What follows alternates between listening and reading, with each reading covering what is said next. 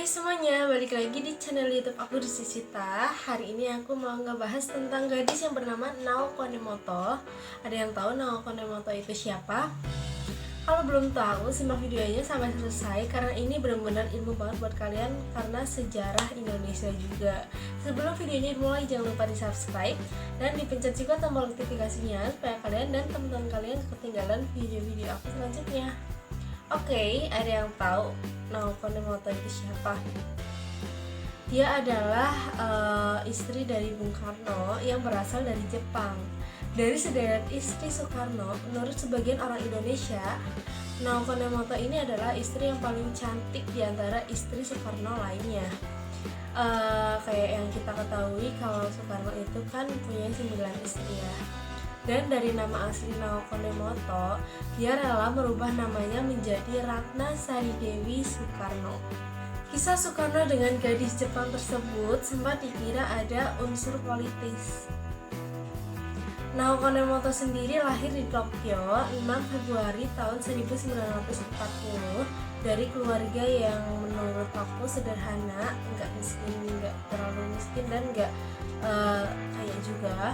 Awalnya ia bekerja sebagai agen asuransi sebelum menjadi seorang entertainer.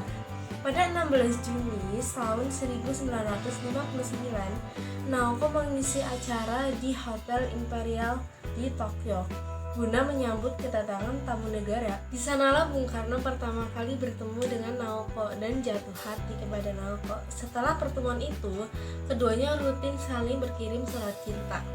Setiap Soekarno berkunjung ke Jepang untuk membicarakan pampasan perang, ia selalu menemui Naoko.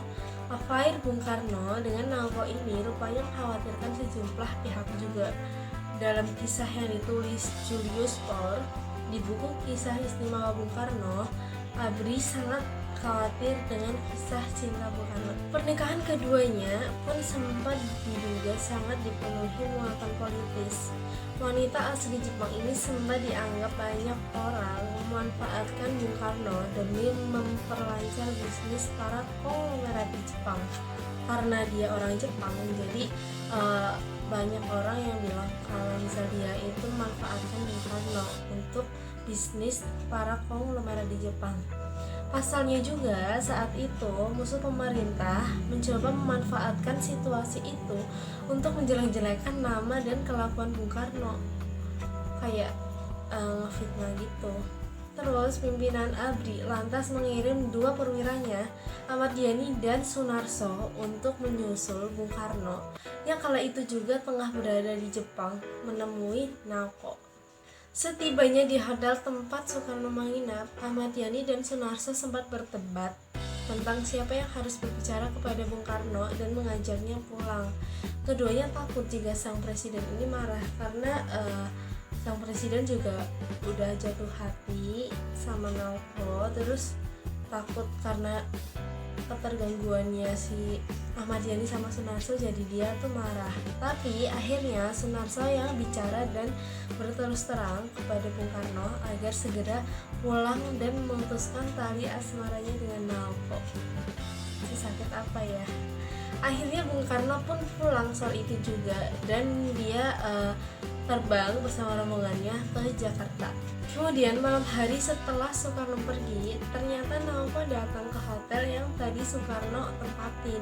Dia terkejut dong karena Bung Karno udah pulang tanpa pamit dan nggak ada surat pun, nggak ada kayak sepeninggalan pun tuh nggak ada, dan perasaannya tuh campur aduk kayak antara sedih karena ditinggal sama Bung Karno pulang tanpa pamit dan harga diri yang terhina karena dikira memanfaatkan yang tadi aku bilang.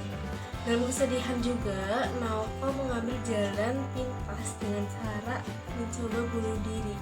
Namun beruntungnya nyawanya bisa diselamatkan oleh pihak hotel yang langsung membawanya ke rumah sakit. Kabarnya Naoko yang sempat bunuh diri ini sampai kepada si perwiranya Bung Karno tadi. Namun Sunarso pun bingung tentang kayak berita Naoko yang bunuh diri ini diberitahukan atau enggak ke Bung Karno karena dia takut juga kalau Naoko ini hanya kayak pencitraan gitu. Namun kabar itu akhirnya sampai juga ke Bung Karno, dan reaksinya kalian bisa nebak kan kayak gimana sih reaksinya. Terus sebagai pria yang bertanggung jawab, Soekarno langsung terbang ke Jepang tanpa mempedulikan nasihat siapapun. Bung Karno akhirnya menikahi Naoko dengan hukum Islam pada 3 Maret tahun 1962. Naoko akhirnya berganti agama dan berganti nama juga menjadi Ratnasari Dewi Soekarno dan menjadi istri kelima dari Soekarno dari istri-istri yang lain. Dari pernikahan Soekarno dan Naoko lahirlah seorang anak yang dinamakan Kartika Sari Dewi Soekarno, dan sekarang juga mempunyai cucu yang bernama Frederick Kiran Soekarno. Masih pakai nama belakang Soekarno gitu ya. Gimana menurut kalian perjalanan cerita Soekarno, kisah cinta Soekarno? Enggak semulus yang dibayangkan. Dan ternyata istri Soekarno nggak semuanya dari Indonesia kayak yang tadi aku ceritain. Salah satu istri Soekarno ada yang berasal dari Jepang, dan kabarnya sekarang Ibu Ratna ini masih sehat dan perkiraan itu umur 80 tahun.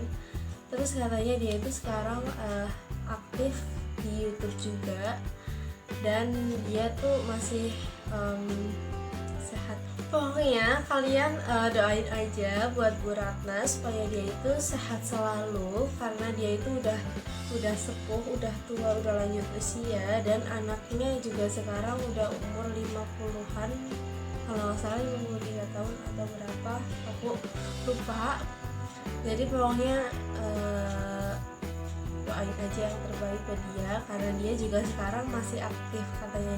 Oke guys, segitu aja cerita dari aku. Ini ilmu yang bermanfaat banget, karena nggak semua ilmu sejarah itu tentang penjajahan. Jadi buat kalian yang baru tahu ini di-share juga ke teman-teman kalian. Kalau bisa video ini yang di-share ke teman-teman kalian. Jangan lupa di like kalau kalian suka, dan di-share juga ke teman-teman kalian supaya kalian dan teman-teman kalian gak ketinggalan info motivasi dari video aku. Terima kasih sudah nonton video aku sampai selesai, and see you in next video. Bye bye.